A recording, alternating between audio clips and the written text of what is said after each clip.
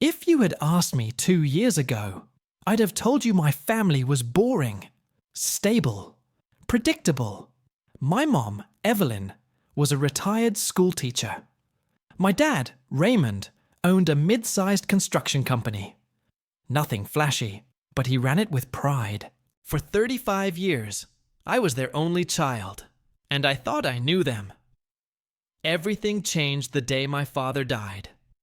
He passed away suddenly, heart attack in his sleep. He was 67, still active, still sharp.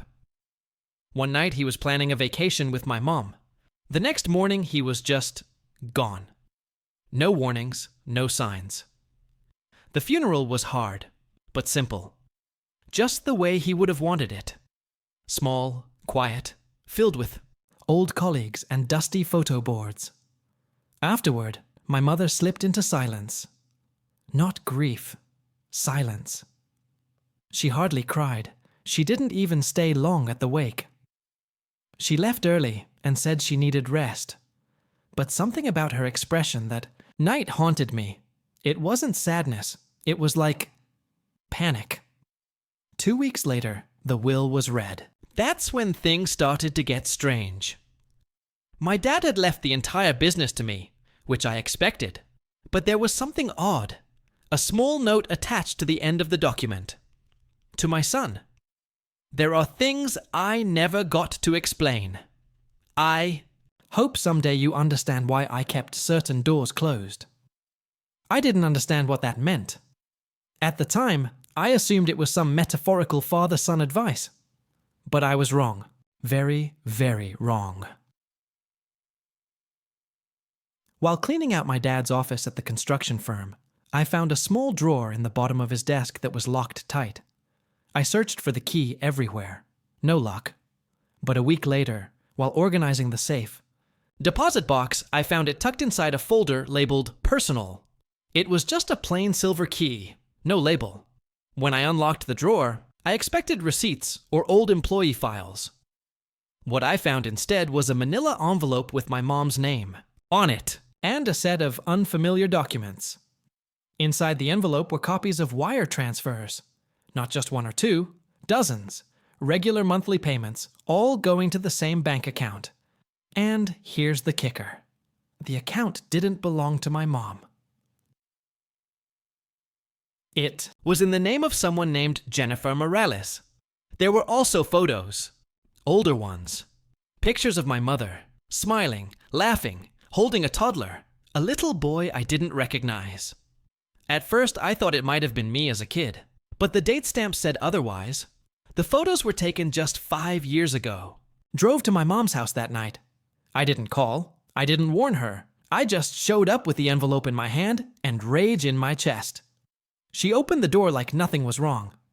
"Mac, honey, I was just about to make tea." "Who is Jennifer Morales?" I asked, cutting her off. She froze. The cup in her hand trembled. For a second, I thought she might faint. Then she whispered, "You weren't supposed to know." I pressed. Hard, demanded answers. And finally, after pacing the kitchen for several minutes, she sat down and spilled it. Jennifer Morales was her real name. Evelyn. That was her middle name. Her alias, if you want to be blunt. She had changed her name long before she met my dad. Legally, quietly, and for reasons she said she'd never wanted to revisit. And the kid, the one in the photos, that was my half-brother. His name was Leo. Born 9 years after I was, but here's where it gets even more twisted. He didn't live in our city. He lived in another state, in a small town 2 hours away, with his father, a man my mom had never officially divorced before marrying my dad. Yep, you read that right. My mom was never legally divorced from her first husband. Her marriage to my dad? Technically not even valid. I couldn't breathe. I couldn't speak. "You lied to us," I finally said, my voice shaking. She didn't deny it. "I loved your father, more than anything. But he didn't know about Leo. He couldn't. I had already built that wall. Going back would have destroyed everything. I left without saying another word.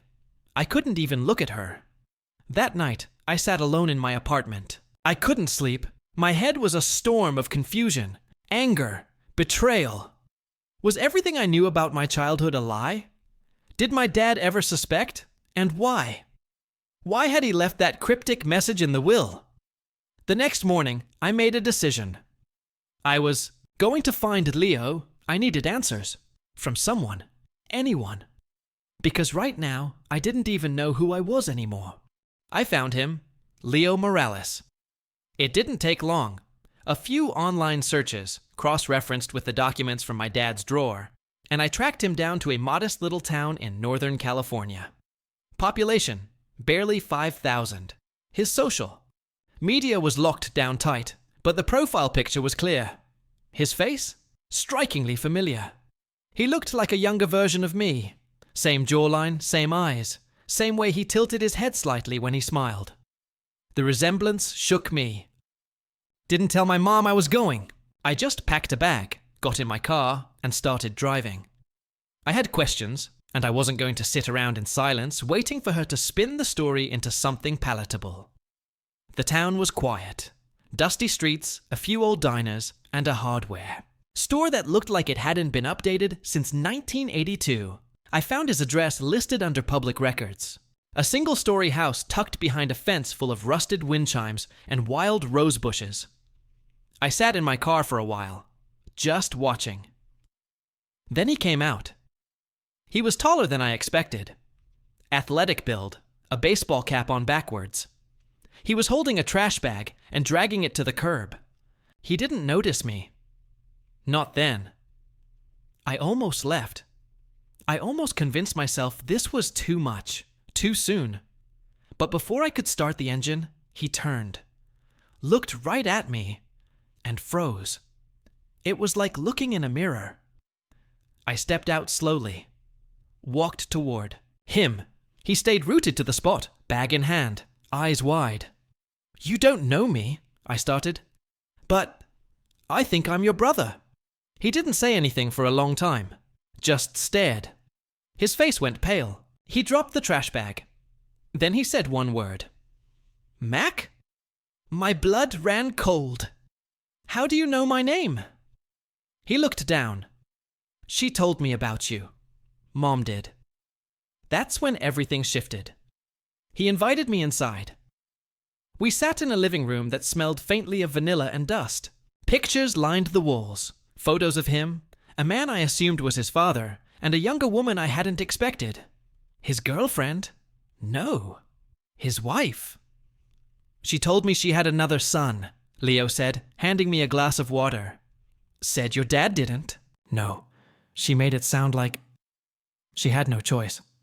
That she had to live 2 separate lives or she'd lose everything." I asked him how much he knew.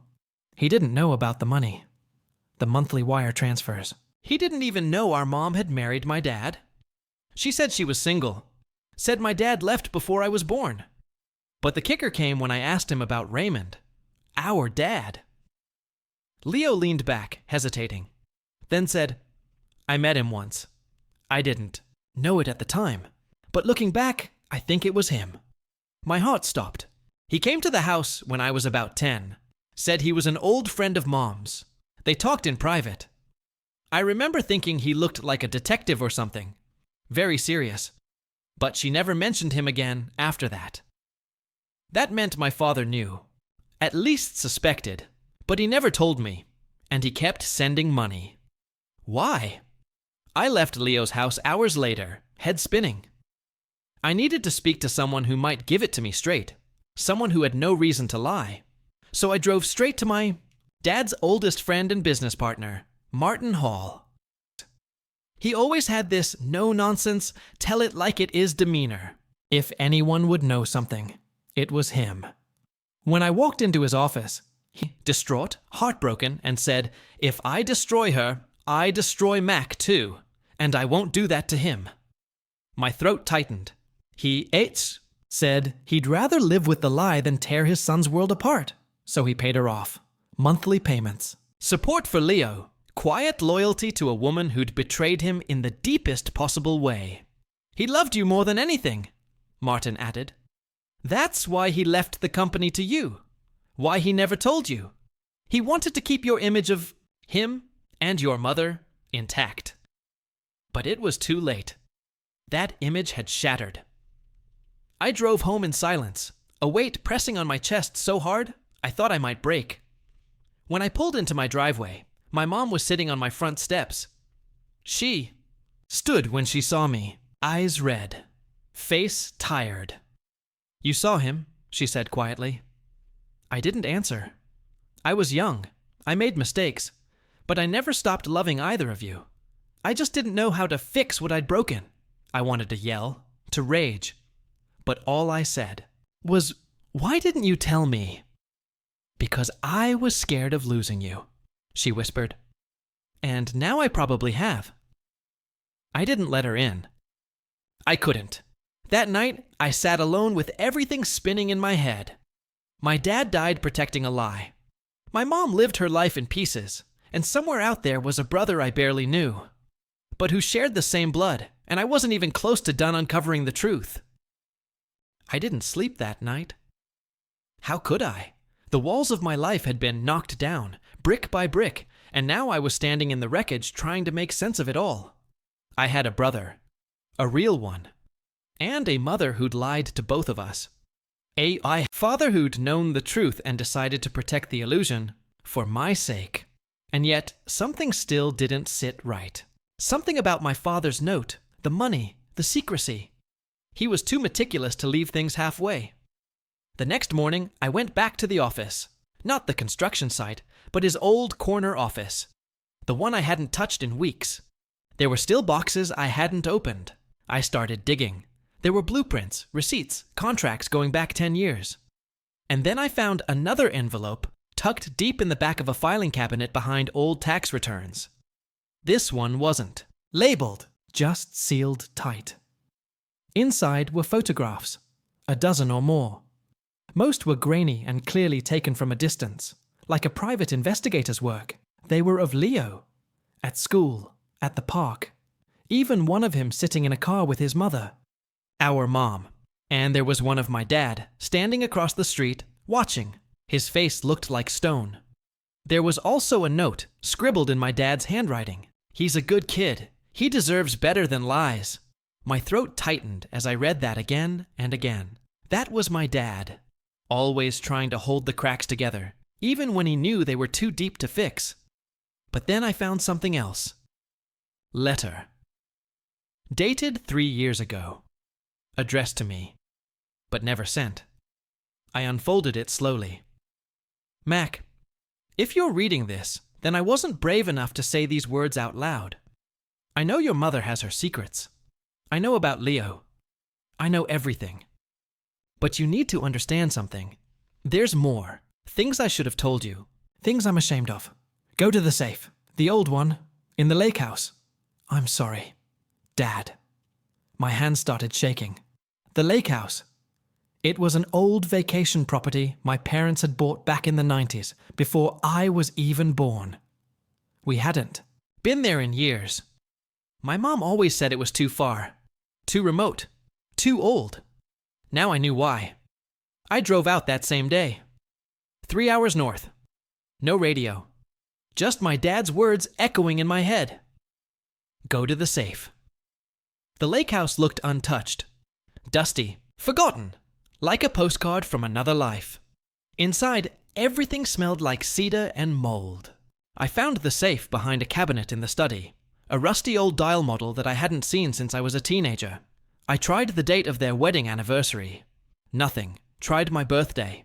Still nothing. Then I stopped. Took a deep breath. And tried Leo's birthday. The one I'd seen on his school records in the file. Click. It opened. Inside was a single red folder. And inside that folder, a stack of birth certificates. One was mine, one was Leo's. But there was a third. A girl. Name, Sophie Morales. Born 7 years ago. Mother, Jennifer Morales. Father, unknown. I dropped the papers. My head was spinning. Third child, another sibling. But then I saw it. scribbled on a sticky note inside the folder. In my dad's writing again. Leo doesn't know. I couldn't face it, but she's mine. I made the same mistake she did. I stumbled back, almost tripping over the edge of the desk. My father had cheated too. He'd had a child with Jennifer, with my mother's other identity. My father had a daughter with the same woman my mother had lied about for years. Which meant my brother's mother was also my sister's mother. I didn't know whether to scream or throw up. I sat down, heart racing, vision blurring. The woman my dad had despised, the woman who represented my mom's betrayal, he had been with her too. And now there was a little girl out there, 7 years old, probably with no idea that her family tree was so twisted it could choke someone. I took photos of everything. Every document, every note, every piece of the disaster that had become my life. Then I drove straight to Leo's house. This time, didn't hesitate. I banged on the door like I was trying to wake the dead. He opened it, cracking. I'm saying that our parents were playing a game neither of us ever knew about, and we're the pieces. We sat there for hours. No anger, just silence. The kind of silence that weighs heavier than any argument. Eventually, he asked the question I was too afraid to answer. What do we do now? I didn't know. I still don't, but I had one more person to confront, and she was waiting at home. When I pulled into my driveway, my mom was standing on the porch like she had been waiting for hours. Arms crossed, face pale, her eyes locked on me as I stepped out of the car, folder in hand. You went to the lake house, she said. It wasn't a question. She already knew. I didn't waste time. I handed her the folder. She took it without a word, opened it, flipped through the document slowly, her fingers trembling just slightly. Then she sat down on the porch steps, clutching the papers like they might burn her hands. I didn't know, she whispered. You didn't know Dad slept with her? I asked. My voice came out flatter than I expected. I didn't know about Sophie, she said, her voice hollow. Not until after he died. That made me freeze. You're lying. I wish I was, she said, looking up at me. After the funeral, I went through his things. I found the same note you did. The photos. The records. I didn't want to believe it. But there she was. A little girl who looked just like you two. And you never thought I deserved to know? I didn't know what to do, Mac. How was I supposed to explain that your father, the man you worshipped, was just as broken as I was? I didn't say anything. She stood up then, walked down the steps slowly, like her knees might give out. He found out about Leo and me long before I confessed. He didn't even yell. He just looked tired, like he'd known for years and finally stopped pretending. But he stayed, I said. He didn't divorce you. No, she said, because he was guilty too. That's what people like us do. We hold each other hostage with secrets. He knew if he left, the whole thing would fall apart. Your childhood, your image of our family. He didn't want to hurt you. But he did, Mom.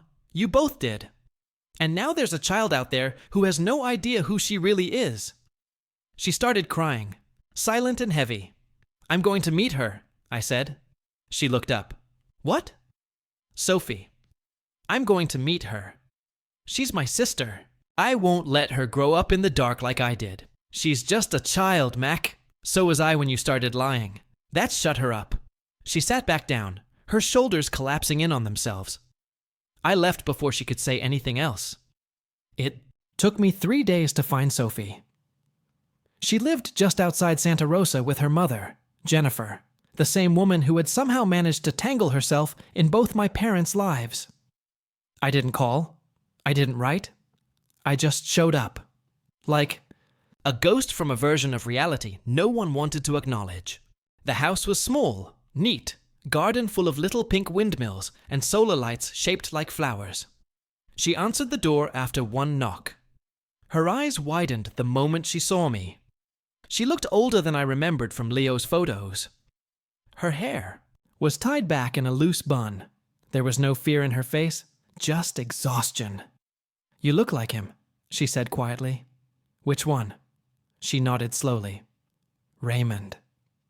I stared at her for a long moment, then asked the question that had been clawing at my throat since I'd found that birth certificate. Was he really her father? Jennifer looked away. "Yes." "How long did it go on?" I asked. "A year," she said. "Maybe less. He came to me after he found out about Leo. I think he wanted to understand. Maybe even punish your mother in some twisted way. But it wasn't just revenge. It turned into something else. Something he couldn't control. And when you found out you were pregnant, he was gone," she said. "Vanished. He sent money, but he never saw her. Not once." My stomach twisted. "He knew she was his and just stayed away?" He was ashamed. "And maybe scared of what it would do to you." I never told Sophie. I told her dad died overseas. She doesn't know she has brothers.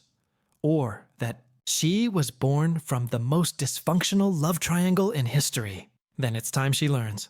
Jennifer hesitated. "She's just a kid, Mac. She deserves to have a normal life." "She deserves the truth," I snapped. "That's the one thing none of us ever got." She didn't answer, just stepped aside and let me in. Sophie was playing in the living room, some game with paper dolls and glitter markers. She looked up and smiled at me, completely unaware that her entire life was about to shift. "Who are you?" she asked. I knelt beside her and smiled gently. "I'm Mac," I said. "I think I'm your big brother." Her eyes lit up. "I have a brother?" "You have two," I said, glancing at Jennifer. And for the first time in this entire nightmare, something inside me finally settled. Over the next few weeks, I brought Leo to meet her. It was awkward at first, but Sophie, in all her innocent joy, didn't care about the past. She just cared that someone was there for her. The more time I spent with them, the more I realized something. My family had been built on secrets. But maybe, just maybe, I could build something better from the ruins. I didn't forgive my mother. Not fully. But I started talking to her again. Leo and I, we weren't close yet, but we were trying. And Sophie. She became the light neither of us knew we needed. It wasn't perfect, but it was real, and after everything, real was enough.